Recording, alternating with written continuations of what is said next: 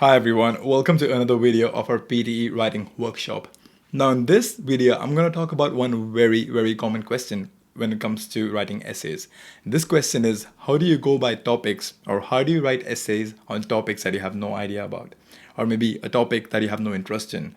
So before I do that, I want to talk about the four different types of essays that are always asked in the examination. Opinion based, that is if you agree or disagree with the topic. The other one is a comparison, that means you're comparing between two things that are given to you. The third one is pros and cons, which means you're just giving the advantages or the disadvantages of the question or of the topic. And the fourth one is a problem solution, which, as the name explains, they'll give you a problem and they're asking you for a solution. Now, it's common to get a topic that you have no interest in or a topic that you have no knowledge in. I mean, if they ask me something about politics, I'd be dumbfounded because I have no idea about politics, at least not the politics here in Australia or in the UK.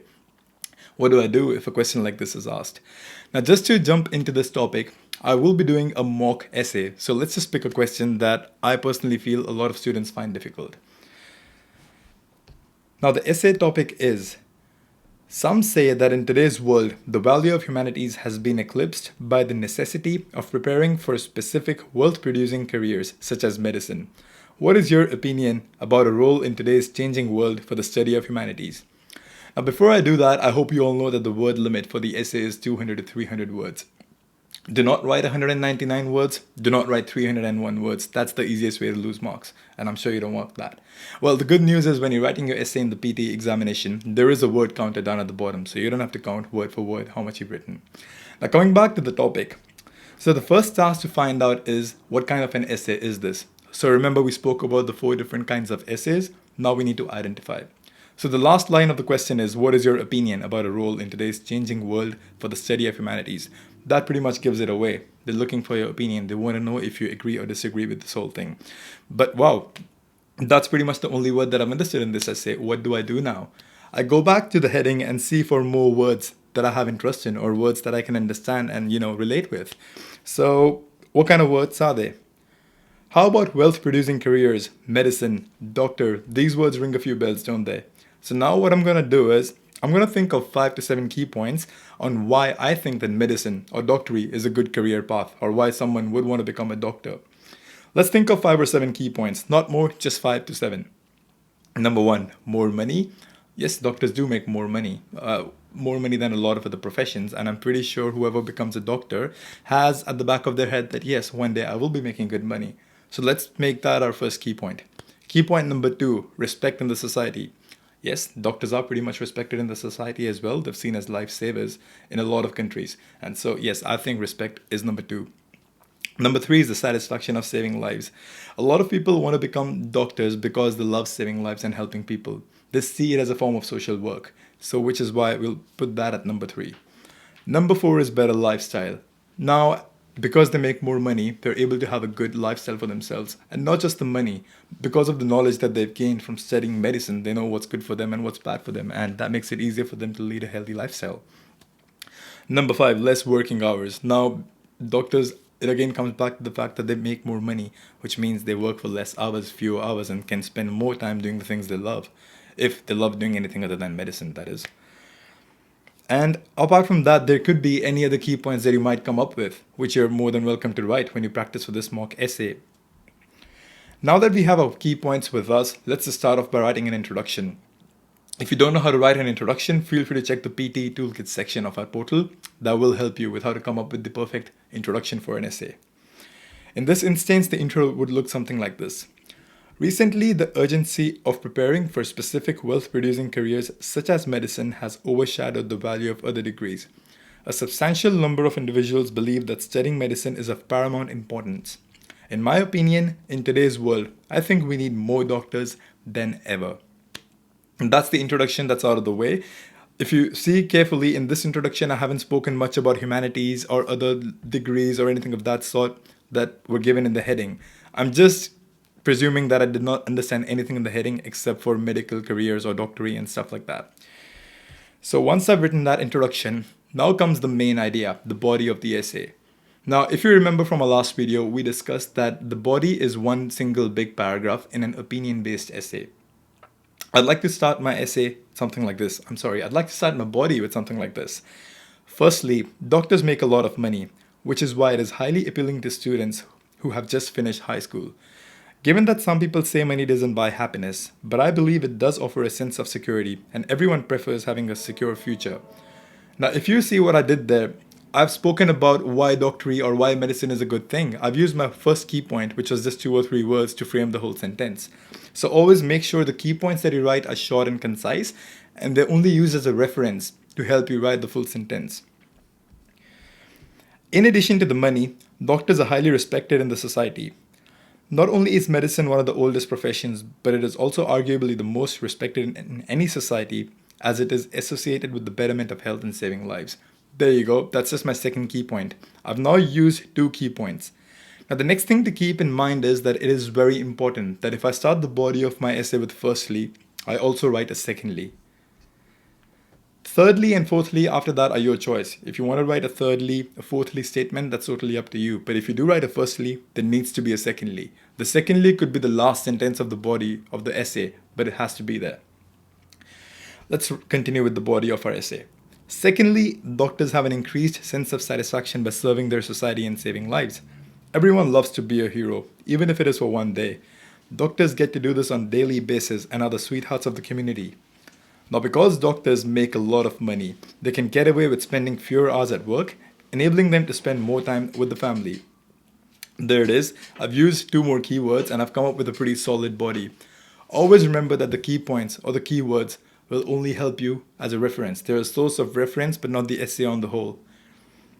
After that, doctors, because of their education, are able to lead healthier lifestyles themselves, as they know what is right for them and what isn't.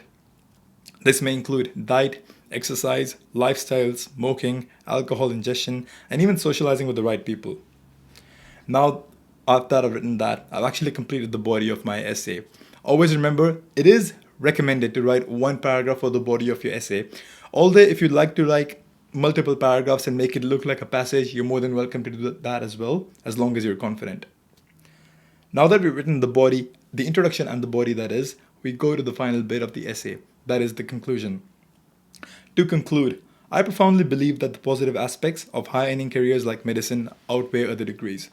Now, if you notice, I've written a pretty solid essay. The content that I've written, my grammar, my vocabulary, my spelling, I haven't made many mistakes there. Yes, the content that I've written is not 100% relevant to the topic of the essay, but always remember, you don't only get marks for content in the PTE. There are many other things that you get marks for. And as long as you tick all those other boxes, that's all that matters. Yes, you might not get a 10 out of 10, but it's much better than being clueless and not writing anything or writing something that does not make any sense.